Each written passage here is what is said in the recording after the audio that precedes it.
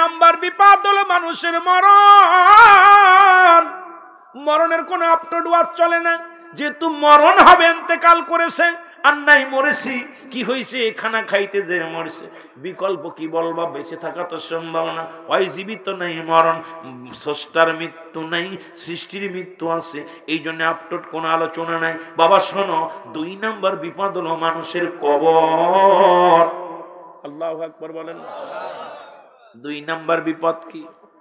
এই যে আবু তালেব সাহেব শুয়ে আছে, এখন আমরা বুঝতে পারছি না, উনি আজকে কাঁদতে চার, বলে ছেলেরা রে, কত মানুষ আমার বাড়িতে, আমি আজকে তোদের মধ্যে না, এইরকম একদিন তোরাও আমার মতো বিদায় নিবি। জোরে বলেন ঠিক কি না?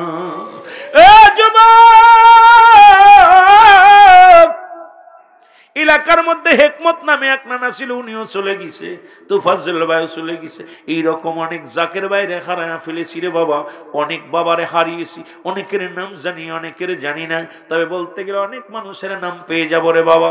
আমার যারা ছোট্টবেলা ভালোবেসেছে তাদের মধ্যে অনেকেই বিদায় হয়ে গেছে। এখন কথাগুলো না বললে নয় বাবা। 1 নাম্বার, 2 নাম্বার হলো কবর। কবর বলতে বোঝায় মানুষের মৃত্যুর পর থেকে শুরু করে কিয়ামত পর্যন্ত জগৎটাকে বলা হয় কবর। আল্লাহু আকবার বলেন। কারণ কি, যারা আগুনে পুড়ে গেল তাদের কবর কোথায়? যারা পানিতে ডুবে মারা গেল তাদের কবর কোথায়? যারা দুনিয়া থেকে, মুসলমান অনেক হিন্দুদেরকে দুনিয়া থেকে আগুনে পুড়ে শেষ করে দেয়, তাদের কবর কোথায়? বাবারে আমার, কবর বলতে বোঝায় মানুষের মৃত্যুর পর থেকে শুরু করে কিয়ামত পর্যন্ত জগৎটাকে বলা হয় কবর। আল্লাহু আকবার বলেন। ও যুবক, দিলের কান্দে লাগা শোনো, এই কবরে যেদিন শোয়াবে একজন ফেরেশতা আসবে, নাম জানা আসেনি? নাম কি? জোরে বলেন নাম কি? একটু জোরে বলা যাবে না? নাম কি? জোরে বলেন নাম কি? কবরে শোয়ালি ফেরেশতা আসবে, নাম কি? নাম কি? আরে বুকার দলেরা এত ফস করে মন কান্নে কি আইব না? কবরে শোয়ানোর সঙ্গে সঙ্গে একজন ফেরেশতা আসবে, তার নাম হলো নোমান ফেরেশতা। সুবহানাল্লাহ বলেন না? আরো জোরে বলেন আল্লাহু আকবার। আগে যাই না নেন, তারপরে ওয়াজ খালি শুনতে আসবেন না, দিলের ভিতরে লাগাইবেন রে বাবা। একটু আলোচনা শুনে যান। এই ফেরেশতা আসবে, ডাক দিয়ে উঠাইবে, ও আব্দুল কাদের লোহানী সাহেব ওঠো, ও শিয়াবুদ্দিন যুক্তিবাদী ওঠো। উঠায় ডাক দিয়ে উঠায় বলে রুহুল আমিন সাহেব ওঠো। ডাক দিয়ে উঠাইবে রে বান্দা, বলবে বান্দা শোনো, তোমাকে রুহ দিয়েছিলেন আমার আল্লাহ, এই দুনিয়া থেকে রুহটা নিয়ে আজরাইল আলাইহিস সালাম এর কেরামন কাতিবিন লিখে রাখছে তোমার আমলনামা, আমি তোমাকে উঠাইলাম, ওঠো। 2টা কাগজ থাকবে নোমান ফেরেশতার হাতের মধ্যে, একখানা হলো নেকির কাগজ আর একটা বদির কাগজ। এবার ডাক দিয়ে উঠায় বলবে বান্দা ওঠো। উঠায় নেকির কাগজটা হাতের মধ্যে প্রথম ধরায়া দিবে, ধরায়া দিয়া পরে ডাক দিয়ে বলবে বান্দাই না,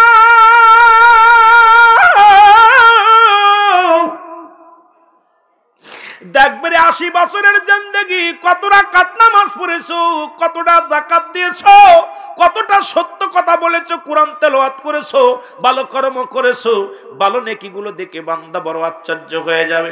ডাক দে বলে বান্দা তোমার আমলনামাটা পেয়েছো? কয় পেয়েছি। কয় লিখে দাও। ওরে কবরের মধ্যে আমলনামা শুনে নাও, কেরামন কাতিবিন যেটা লিখে রাখছে এটা যার যার নিজ হাতে লেখা লাগবে। বাবারে শুনে নাও, শুনে নাও, কারণ কোনোই দিন টিপসই চলবে না। বলবে আমি টিপসই দেব, চলবে না। প্রতিটা বান্দা তার নিজ হাত দিয়া লেখে লিয়া লাগবে, আমলনামাটা লেখা লাগবে। এই নোমান ফেরেশতা ডাক দিয়ে বলবে এই যুক্তিবাদী ওঠো, তুমি আমলনামাটা লেখো। বলবে আমি লাগবো কেমনে, আমার কাছে তো কলম নাই গো। এরে বান্দা শুনে নাও। এবার ডাক দিয়ে বলবে বান্দা তোমাকে আমি কলম দিলাম, শুনে নাও। কলমটা হলো তোমার ডান হাতের শাহাদাত আঙ্গুল মোবারক। জোরে জোরে চিল্লায় বলা যাবে না আল্লাহু আকবার।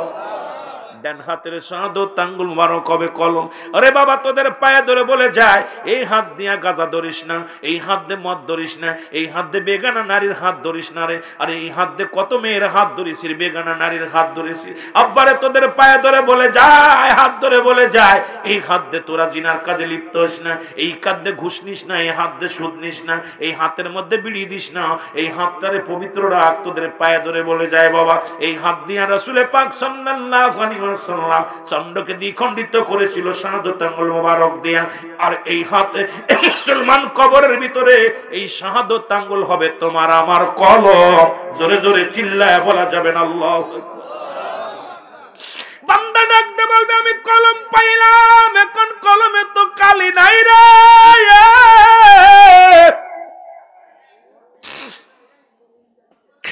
ডাকতে বলবে বান্দা কালি হলো তোমার মুখের থুতু মুবারক। এ রাজবাড়ির বাবারা তোদের পায়ে ধরে বলে যাবি, তোদের ছোট ভাই, তোদের আদরের বাঁচতে আদরের ভাই হয়ে বলে যায়, আজ থেকে তোরা গার বিড়ি তোদের মুখের মধ্যে আর বিড়ি দিস নে বাবা। হিন্দুরা মরে গেলে দেয় 7 গুলি দিয়া মুখে আগুন, তোরা প্রতিদিন 5-7 বার দিস মুখের মধ্যে আগুন। আব্বারে তোদের পায়ে ধরে বলে যায় এই মুখের মধ্যে আর গাজায় টান দিস না, এই মুখ দিয়ে আর বিড়ির মধ্যে টান দিস না, এই মুখ দিয়ে আর ইয়াবা খাস না, এই মুখ দিয়ে আর মদ পান করিস না, এই মুখ দিয়ে আর তারি খাস না রে আব্বা, এই মুখ দিয়ে কাউকে গালি দিস না, মুখ দিয়ে কারোর গিবাত করিস না। এই মুখের থুতু মোবারক যদি তোর নষ্ট হয়ে যায় তুই কালি নষ্ট হয়ে যাবে, লিখতে পারবি না। আরে বাবা রে তোদের পায়ে ধরে বলে যায় আজ থেকে প্রতিজ্ঞা করে এই মুখের ভিতরে হারাম ঢুকাবো না। তুই মায়ের গর্ভে যখন ছিলি, দুঃখিনী মায়ের গর্ভে, মায়ের নাভির সঙ্গে তোর নাভিটা জুড়াইয়া দিছে। হাইরে হারাম খোর বান্দারা শোন রে, হারাম খোর বান্দারা। আরে অনেক আলেমরাও জর্দা খায়া তো অনেক আমি কই ওরে বাবা তুই তো বিড়ির মধ্যে আর জর্দার মধ্যে বেশি পার্থক্য নাই, আরো বেশি খালি তুই জোরে কোন ঠিক কিনা, এই মুখের মধ্যে এগুলো দিস না। কারণ হলো এই জন্য যদি কয় হুজুরিটা মুবা, আবার কয় হুজুরিটা মাকরু, ওরে মাসলা শোন রে বাবা, অধিক পরিমাণ মাকরু সেবন করলে হয় সগীরা গুনাহ, সগীরা গুনাহ ছোট করে দেখলে হয় কবিরা গুনাহ, কবিরা গুনাহকারী হবে জাহান্নামী, জাহান্নামী। এই মাসালা যদি দিই বাংলাদেশে অনেক আলেম ধরা পড়ে যাবে। এত হানিক জর্দা না হলে ওদের পেটই চলে না। এখন ওয়াজ করবো কেমনে বুঝি আসে না, জোরে কোন ঠিক কিনা। ও যুবক দিলের কান্ডা লাগা শোন, তোদের হাতে ধরে বলে যাই, পায়ে ধরে বলে যায় আজকে থেকে মুখটারে পবিত্র রাখ। এই মুখ দিয়ে কাউকে গালি দিস না, এই মুখ দিয়ে কারো কষ্ট দিস না, মুখের ভিতরে ইয়াবা ঢুকাস না, ফেন্সিডিল ঢুকাস না, মদ ঢুকাস না, গাঁজা ঢুকাস না, মুখটারে পবিত্র রাখ। মুখের থুতু মুবারক হবে কালি, জোরে বলো আল্লাহু আকবার। মুখটা পবিত্র রাখবেন, রাখবেন। কিছুদিন আগে একটা গজল গাইছিলাম, গান গাইছিলাম, আমার বিরুদ্ধে অনেকে অভিযোগ করেছে, ও বোড়ার চুল পেকেছে পাকছে, দাড়ি গাল করেছে ব্যাক, তোরা দেখ তোরা দেখ রে, তবু বুড়া টানে সিগারেট, বুড়ার পাও গেছে কবরে, বুড়া হাতে নিছে লাঠি, বুড়ার মুখে জলে বাইরে জুনের গুদের বাতি, বুড়ার চুল পেকেছে পাকছে, দাড়ি গাল করেছে ব্যাক, তোরা দেখ তোরা দেখ রে, তবু বুড়া টানে সিগারেট। আমি জাকের ভাইদেরকে আরে আমি লজ্জা দিতে পারলাম না। আরে জাকের ভাই তোরা ৮০ মুরিদ হইয়া তোরা এখন বিড়ি ছাড়তে পারলি না, দাড়ি রাখতে পারলি না, ৮০ যে লাভ কি? আমি কই তোরা দরবারে যাস না। নামাজ কাফের এবং মুসলমানদের মধ্যে পার্থক্য হলো নামাজ। নামাজ পড়িস না, বিড়ি হুন্দাস, এরপরে বেগানা মহিলা নিয়ে নাচানাচি করবো, বেগানা মহিলার সাথে চলাফেরা করবি। আর দরবারে যে লাভ কি? কারণ শরীয়তের বিধান যার মধ্যে নাই তার কিসের তরিকা, জোরে বলেন ঠিক কিনা। হয়তো আমার পরে রাগ করবে কেউ, আমার পরে অনেকে রাগ করবে। রুল আমিন নিয়ে আসলাম ৮০ বক্তার ওয়াজ করার জন্য, কিন্তু হুজিরাইয়া আমাদের বিপক্ষে বলে আমার মরা লাগবে, কবরে যা লাগবে। কথা কইনি, ওরে কবরেতে আগুন পাবি, বিড়ি পাবি না, খারে জম্মের খাওয়া যত খাবি খা, কবরেতে আগুন পাবি, বিড়ি পাবি না, ফেরেশতারা খায় না ঘুষ, থাকিবে না তোর যে হুশ, মুগুর মারিবে ধরে, গর্জন মারিবে ধরে, ছাড়া পাবি না, কবরেতে আগুন পাবি, বিড়ি পাবি না। ঠিক কিনা, ঠিক কিনা। ফেরেশতারা খায় না ঘুষ, ঘুষ খায়নি, খাইবে।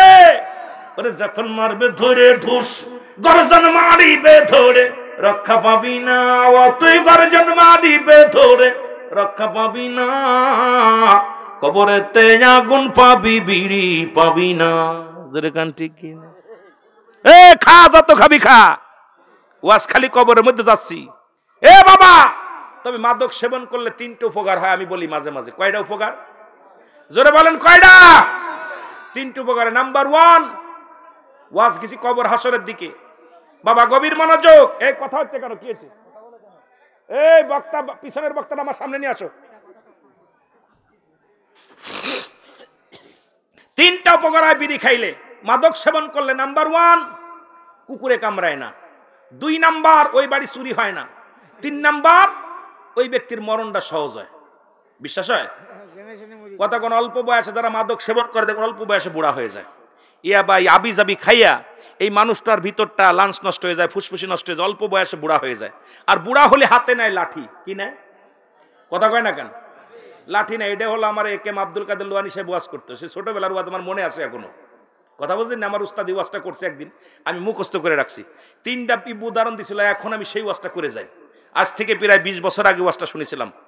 কথা বোঝেন? 3টা উপকার। নাম্বার 1, যে যখন বুড়া হয়ে যায় হাতে লাঠি নেয়। যার হাতে লাঠি থাকে তারা কি কুকুরি কামড়ায়? কথা কয় না কেন? কয় যে ওর কাছে গেলেই পিঠেবে না, দরকার নেই, যাওয়া যাবে না, ওর ভয় আছে না। কথা কয় না কেন? 1 নাম্বার। 2 নাম্বার হলো হাফিন কাশি রাত বেড়ে কাশি দেয়। জোরে কোন ঠিক কিনা? বলেন যে বাড়ি মানুষ জেগে থাকে সে বাড়ি কি চোর ঢোকে? চোর কয় বাড়ি যাওয়া যাবে না, গেলেই ধরা পড়বে না। কথা কন না কেন? কথা কন না কেন? চোরে কয় যে বাড়ি মানুষ জেগে থাকে এ বাড়ি জীবনেও চোর যায় না। জোরে কোন ঠিক কিনা? তাহলে 2 নাম্বার উপকার, চোর যায় না। 3 নাম্বার, মরণটা সহজ হয়। 2 কাশি দিয়া গলায় কাশ বেঁধে গেছো একবার, তাহলে মরণটা সহজ। এখন যত খাবেন খান, উপকারিতা করে দিলাম। কথা বুঝছেননি? একদম ব্যাখ্যা সহ উস্তাদ দিছিল উদাহরণ। আজ থেকে 20 বছর আগে আমাদের ওদিকে যায়া ওই একটা ওয়াজ করছিল, ওই লাহুরিয়া মন্ডল গাতির ওদিকে। আমি মোটরসাইকেল, তখন আমি ছোট্ট মানুষ, মনে হয় 20-25 বছর হইব। তখন উস্তাদ এই ওয়াজটা করছিল, আমার মনে আছে ওয়াজটা, যে এই বিড়ি আগুনের কথা উনি অনেক আগে থেকে মাদকের বিরুদ্ধে ওয়াজ করছে। আজকে আমি মারাজবাড়ি ওয়াজটা করে গেলাম। এই মাদক থেকে আমরা মুক্ত হতে চাই কি চাই না? যে বাড়িতে মাদক ঢুকছে ফ্যামিলিতে শান্তি নাই, আছে বলেন?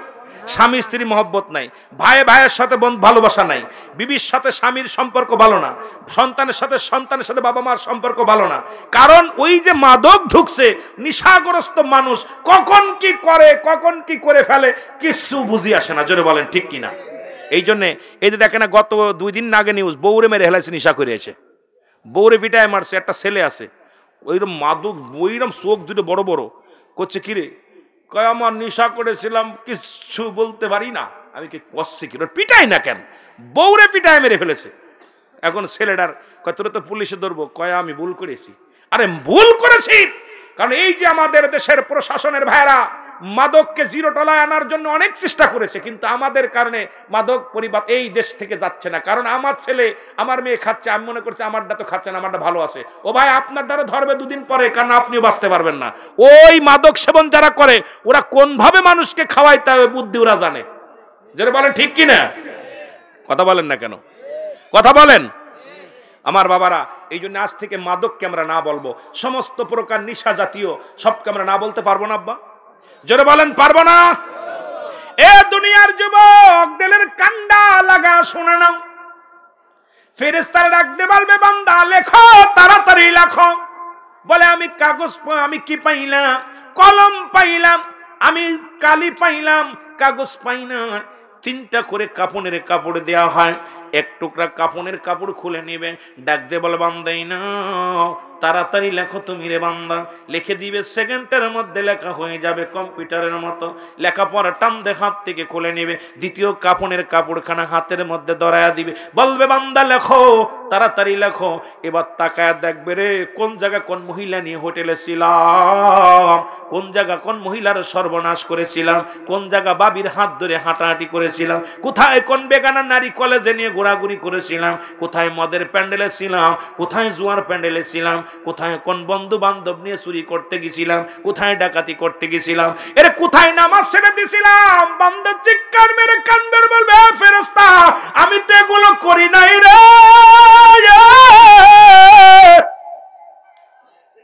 বান্দা বলবে আমি এগুলো একটাও কিছু করি নাই। ফেরেশতা বলবে দাঁড়াও, একটু ধৈর্য ধরো, এই ভিডিওগুলো ফেলেস্টুল টান দিবে, ওই যে কেরামন কাতিবিন লিখে রাখছে কোন মাস কত তারিখি কত সময় কত সেকেন্ড তুমি কোন জায়গায় গেছিলে বান্দা দেখো, এই রকম পরিষ্কার হয়ে যাবে। বান্দা দেখে চোখের পানি ছেড়ে কাঁদবে আর বলবে আল্লাহ আল্লাহ আমি পাপী, আমি গুনাহগার।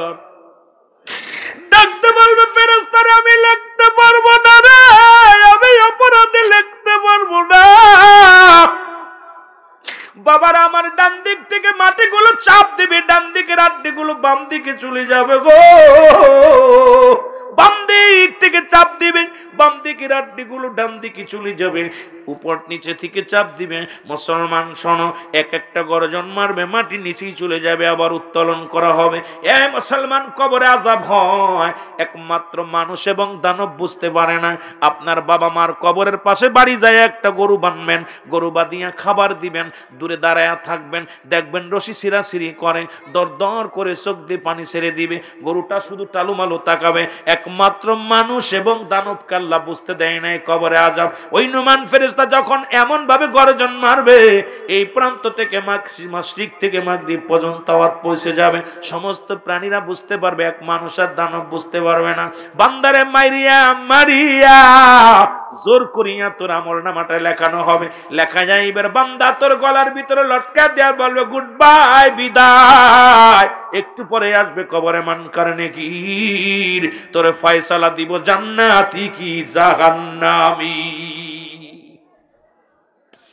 নোমান ফেরেশতা আপনাদের জোর করে সাক্ষী দিয়া লেখাইয়া বিদায়, এবার বলবে আমি বিদায়। এরপরে আসতেছে কে? মানকার নেকির আসবো। তুমি অন্যায় করেছো, তুমি ভুল করেছো, তোমার জন্য অবস্থা খারাপ। আল্লাহু আকবার বলেন না। আর একটু জোর ভাইদের একটু বসতে দেন, একটু বসতে দেন। দাঁড়ায় রয়েছে আমার বাবারা, অনেক যুবকরা দাঁড়ায় রয়েছে, তাদের সুযোগ দেন বসার। আব্বারে বয় ভিতরে, সে বয়, ঠান্ডার ভিতরে দাঁড়ায় থাকিস না, একটু জিকির করেন। রাগা আসেন লা ইলাহা, চা নিয়ে একবার চা খাইলে হইব। আরো জোরে বলেন লা ইলাহা, জবান খোলে লা ইলাহা। এই একটা এই জায়গা আরেকটু কিছু দিলে বসতে পারবো ভাইরা। লা ইলাহা লা ইলাহা, ভাইজান সিয়া খেলে প্রেমের খেলা, ফিরাউন দেয় তার কতই জ্বালা। বলো আসিয়া খেলে প্রেমের খেলা, আইরে ফিরাউন দেয় তার কতই জ্বালা। আল্লাহ বলে ও জিবরাইল, আল্লাহ বলে খুলে দে জান্নাতের তালা, লা ইলাহা, আই জোরে লা ইলাহা, ভালোবেসে লা ইলাহা, জোরে জোরে বলেন লা ইলাহা, লা ইলাহা মুহাম্মাদুর সাল্লাল্লাহু আলাইহি ওয়াসাল্লাম। এ দুনিয়ার যুবক বন্ধুরা শুইনা লাও গো,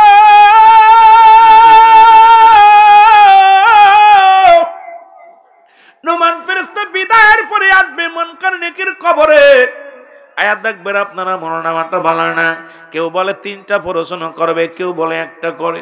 তোর আমলনামা দেখিয়া রে ও মুসলমান, দেখিয়া বলবে বান্দা দুর্ভাগ্য রে বান্দা, তুই 80 বছর 50 বছরের জিন্দেগি কাটাইলি দুনিয়ার মধ্যে, পাপের রাজ্য নিয়ে আসছিস কবরে। এবার জাহান্নাম থেকে একটা দরজা খুলে দেওয়া হবে, কবর পর্যন্ত, ওই কিয়ামত পর্যন্ত কবরের ভিতরে সাপ বিচ্ছু গর্জন মারবে।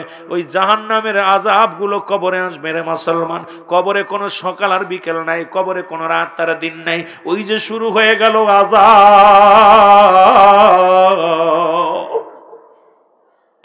ওই যে শুরু হয়ে গেল রে গজব রে বান্দা, আর কোন শেষ নাই রব্বা।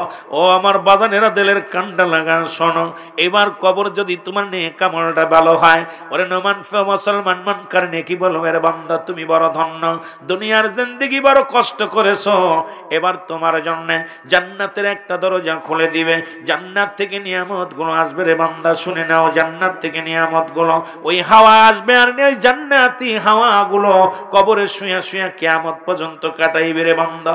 আল্লাহ ওই কবরটাও যেন আমাদের জন্য ভালো হয়, জোরে বলো আমিন, আরো জোরে জোরে চিল্লায় বলেন আমিন। ওরে আজ না হয় কাল তুমি যাইবা কবরে, যাবার বেলায় দেখবা চেয়ে গো তোমার সবই রইল পড়ে, যাবার বেলায় একটু মহব্বতে বলেন, যাবার বেলায় দেখবে চেয়ে গো তোমার সবই রইল।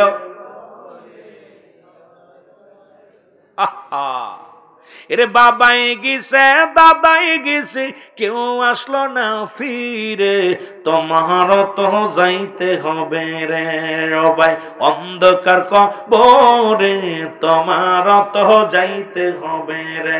বলো আজ না হয় কাল তুমি, আজ না হয় যাইবা কবরে, যাবার বেলায় দেখবে চেয়ে গো তোমার সবই রইল।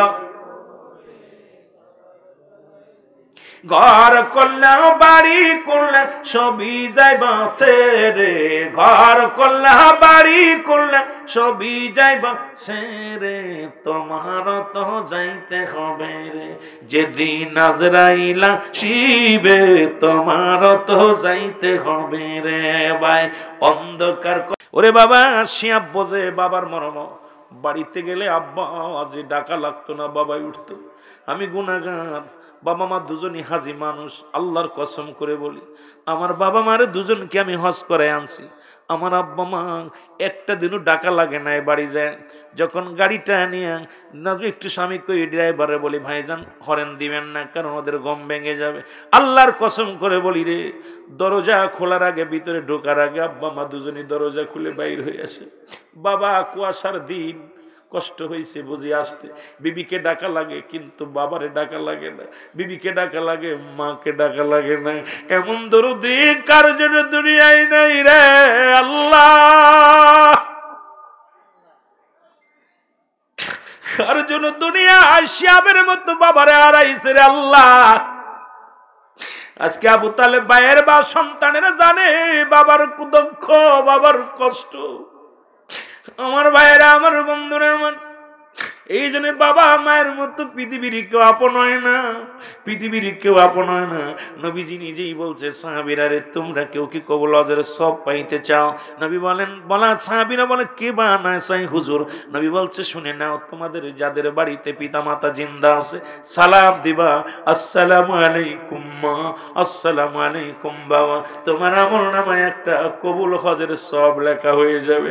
আজকে কার মা নাই রে, কার বাবা নাই, নবীর সাহাবীরা চোখের পানি ছেড়ে কান্দে, নবী দেখে সাহাবীদের চোখে পানি, নবী কয় সাহাবীরা রে তোরা কেন কান্দিস? বলে নবী গো এই আমলটা যদি আগে শুনতাম, এই নেকির কাজটা যদি আগে জানতাম, দুদিন আগে আব্বারে হারাইলাম, 1 মাস আগে আমার মারে হারাইলাম, 6 মাস আগে আমার বাবারে হারাইলাম। আমার নবীও কান্দে আর বলে সাহাবীরা রে তোরা কি আমার মতো এতিম? আমি নবীর মা নাই রে, আমি নবীর বাবা নাই। আমি নবী যখন মায়ের গর্ভে মাত্র 6 মাসে বাবা দুনিয়া থেকে বিদায় হয়ে গেছে, যখন 6 বছর বয়স তখন মাকে হারাইছি, 6 বছরের 7 মাস যখন বয়স দাদারে হারাইছি। আমার মতো এতিম কে আছে? জিবরিল আমিন আল্লাহ ডাক দে কয় জিবরিল রে তাড়াতাড়ি যা, আমার হাবিবের চোখে পানি, সাহাবীদের চোখে পানি, যাদের আব্বা নাই যাদের মা নাই তাদের আমার নবীরে জানায়, আমার নবীরে জানায়। নবী যেন বলে রাব্বির গামহুমা কামা রব্বায়ানি সগীরা। সবাই একটু চোখের পানি ছেড়ে বলেন রব্বির গামহুমা কামা রব্বায়ানি বায়ানি। আল্লাহ, আমার আল্লাহ ডাক দে বলে, জিবরিল নাই, আমার হাবিব রেজা নাই রে। আজকে যাদের মা নাই, যাদের বাবা নাই,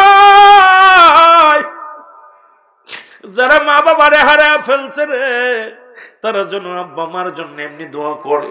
আজকে আমাদের এতগুলো সন্তান আছি রে বাবা, একটা দিনও বাবার কবরের পাশে যাওয়ার সুযোগ পাই না, আব্বা মায়ের জন্য দোয়া করার সুযোগ পাই না। আরে কোন দিন যেন আমি আপনি চলে যাব আল্লাহ, সেদিন আমার সন্তানেরও কবরের পাশে যাবে না, যেদিন আমি আপনি বিদায় নিয়ে যাব। আপনার সন্তানের কবরের পাশে যাওয়ার সময় পাবেন না। আল্লাহ আল্লাহ আল্লাহ গো, আমাদের পিতা মাতার সগীরা কবিরা গুনাহ মাফ করে দিও। এ আমার রব, এ আমার প্রতিপালক, আব্বা মার সগীরা গুনাহ মাফ করে দাও, কবিরা গুনাহ মাফ করে দাও, জানা গুনাহগুলো মাফ করে দাও, জানা গুনাহগুলো মাফ করে দাও। বাবা মায়ের তুমি রহমতের হাত দিয়ে তুমি তাদের সাহায্য করো। জোরে জোরে চিল্লায়া বলা যাবে না মারহাবা।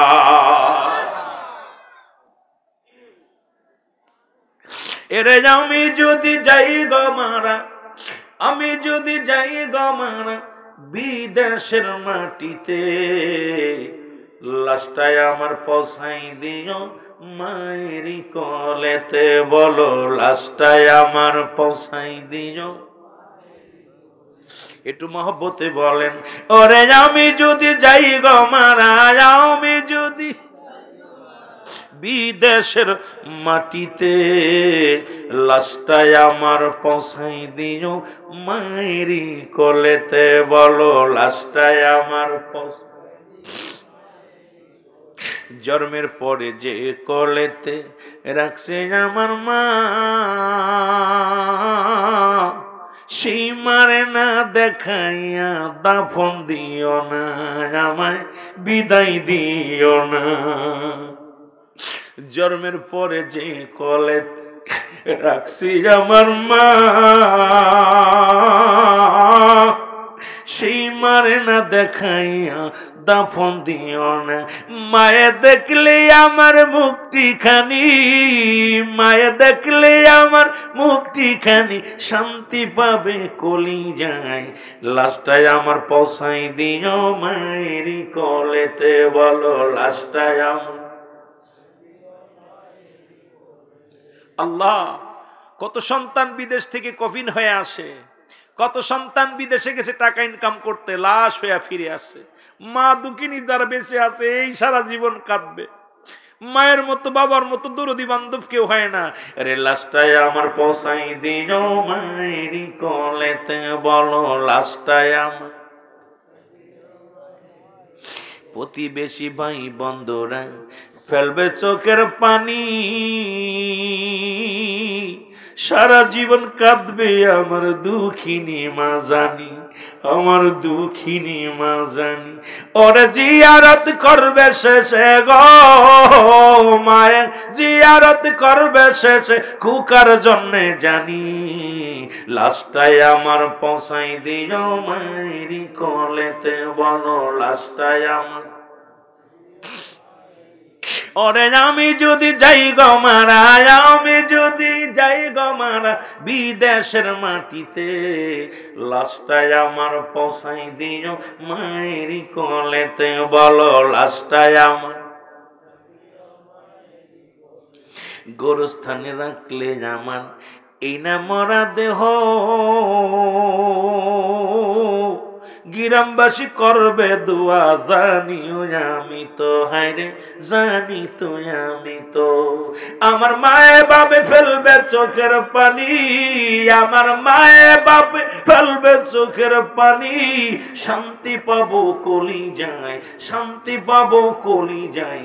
এই মারে না দেখাইয়া দাফন দিও না আমায়, এই মারে না দেখাইয়া দাফন দিও না।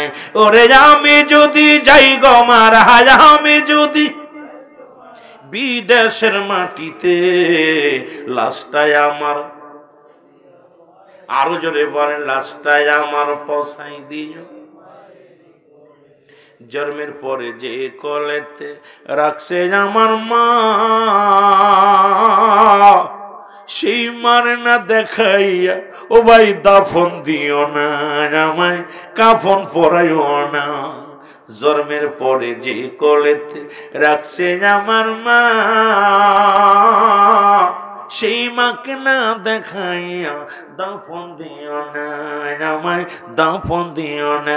মায়ে দেখলে আমার মুক্তি খানি, মায়ে দেখলে আমার মুক্তি খানি, শান্তি পাবে কলি যায়, লাশটায় আমার পৌঁছাই দিও মায়ের কোলেতে। বলো লাশটায়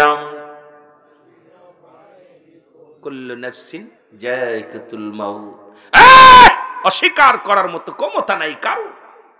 আহা, সব অস্বীকার করবেন, মরণের কথা স্বীকার করার মতো ক্ষমতা কারো আছে? আরো জোরে বলেন আছে? যুবক, ঈসা আলাইহিস সালাম চিন্তা করে প্রতিদিন যখন ঘরে ফিরে আসি, দুঃখিনী মা তো ঘুমায় না, এখনো মা কেন ঘুমায় আছে গো? মার কাছে আসলেন, মাকে ডাক দে, বলে মা। মা কথা বলে না, দেখে মা আর দুনিয়ার মধ্যে নাই, মা দুনিয়ার মধ্যে নাই।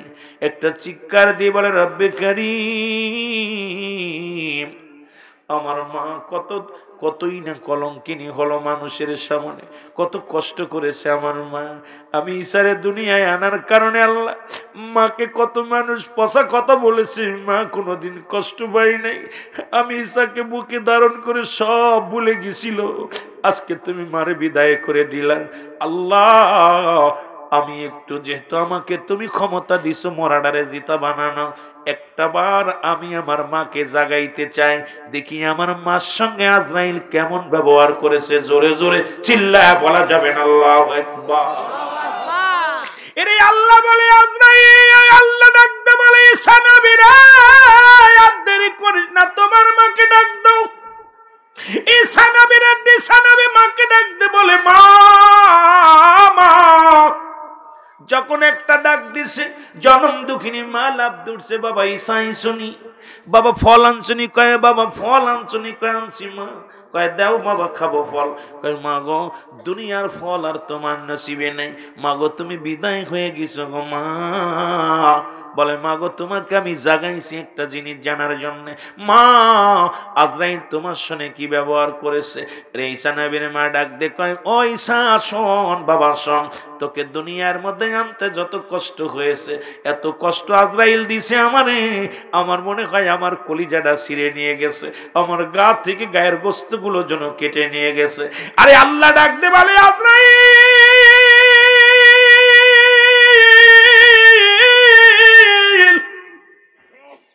তাড়াতাড়ি যারে আমার ঈসা নবীর জানায় সালাম দা, আসসালামু আলাইকুম নবী গো। বলে কি খবর? আরে আজরাইল আগে বলো আমার মার রূহটা তুমি কেমনে বাইর করেছো? আজরাইল বলে হুজুর, আপনি জানেন দুনিয়ায় সবার রূহটা বাইর করার জন্য আমি জমিনের মধ্যে আসি না, একমাত্র ইমানদারের রূহটা বাইর করার জন্য জমিনের মধ্যে আসি।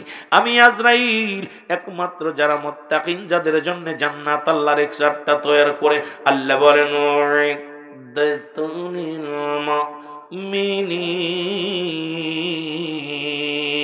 আল্লাহ বলে মুমিনদের জন্য, মুত্তাকিনদের জন্য প্রস্তুতি করে রাখছি আমি আল্লাহটা জান্নাত। জোরে বলা যাবে না মারহাবা?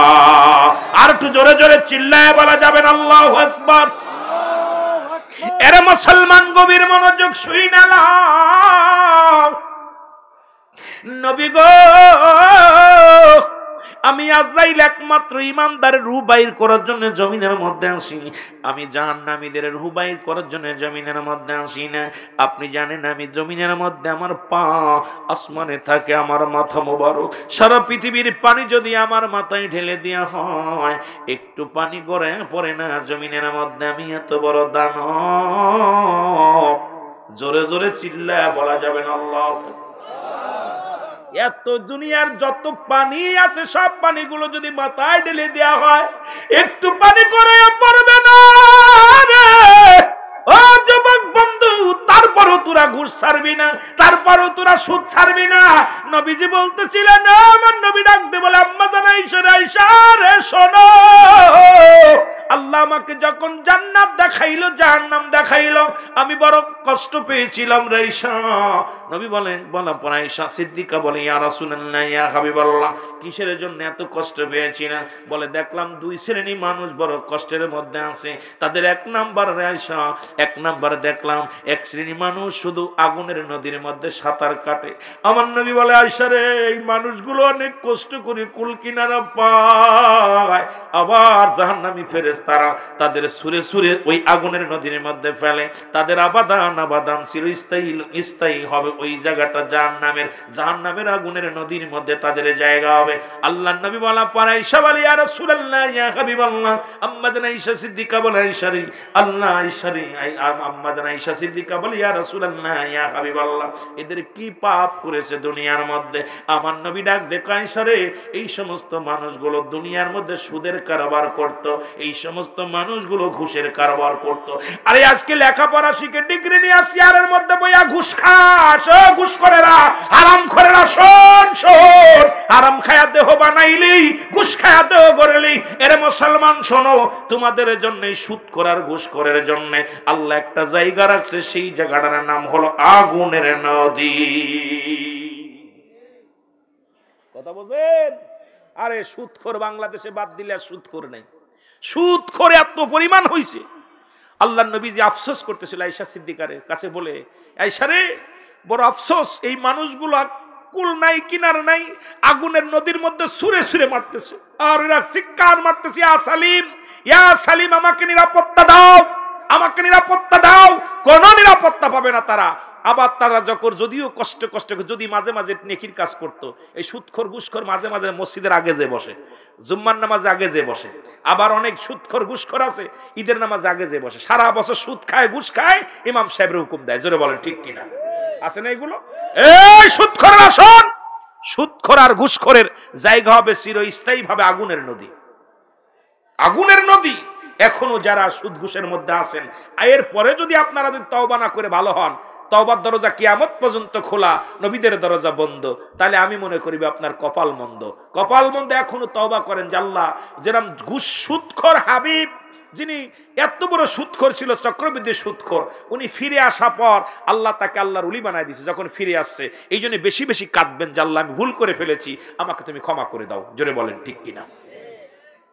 আমার ভাইরা, আমার বন্ধুরা, আয়েশা সিদ্দিকা বলেন, ইয়া রাসূলুল্লাহ, দ্বিতীয় নাম্বার মানুষগুলো কারা বলেন? নবী বললেন, শোনো আয়েশা গো, ওই সমস্ত মানুষগুলো শুধু পরনিন্দা করত। আমার দেশে এখন বক্তা বলেন, মৌলবী বলেন, মুন্সি বলেন, খালি অন্যরে নিয়ে টেনশন করে। অ্যারিস্টটল, সক্রেটিস বই লেখা পর বলছে, নো দাইসেল, নিজেকে নিজে চিনতে হবে, মানানা ফন্নফস, নিজের নফসকে চিনতে হবে। এর মুসলমান দার্শনিক যারা অ্যারিস্টটল, সক্রেটিসের বই যারা পড়ে নাই, ওরা আমি মনে করি তোরা লেখাপড়ায় করিস নাই। ইঞ্জিনিয়ার হতে হলে পড়া লাগবে, মাস্টার হতে লাগলে পড়া লাগবে, মুসলমান বিশেষ ক্যাডার হলে পড়া লাগবে, ডাক্তার হইতে লাগলে পড়া লাগবে। উনি বই লেখা পর বললেন, নো দাইসেল, নিজেকে নিজে চিনতে হবে, মানানা ফন্নফস, নিজের নফসকে চিনতে হবে, কলবুস সালিমাত, তাকে প্রসিদ্ধ করতে হবে। আর এখন খালি পরের নিয়ে রুহুল আমিন খালি গান গায়, রুহুল আমিন খালি সুর দেয়, রুহুল আমিন শুধু এটা করে, রুহুল আমিন শুধু ওটা করে, শিয়াব যুক্তিবাদী এটা করে। এই তো আমাদের চরিত্র, এই তো আমাদের কালচার রে মুসলমান, শুনে নাও। যখন কিয়ামত, আল্লাহর নবী বললেন, কিয়ামতের ময়দানে এমন অবস্থা হবে, ওই মানুষটার ভিতরে যদি এই গুণাগুণ না থাকে, ওই মানুষটার সামনে যায় অনেক হাজী সাহেব, অনেক মুফতি সাহেব, অনেক আলেম সাহেব ধরা পড়ে যাবে, তাদের আমল নামা থেকে আমলগুলো কেটে নেওয়া হবে, আর ওই ব্যক্তি আমল শূন্য হয়ে জাহান্নামে যাবে। আল্লাহর নবী বলেন, আয়েশা রে, সারা জীবন ভরে বন্দেগী করেছে, কিন্তু আমল শূন্য হয়ে জাহান্নামে যাবে ওই পরনিন্দাকারী মানুষগুলো। জোরে জোরে বলেন ঠিক কিনা? এই জন্য আল্লাহ বলে, আমিনান নাস, মানুষের মধ্যে মায়াকুলু, তারা বলবে আমান্না, তারা ঈমান আনছে বিল্লাহি, আল্লাহর প্রতি,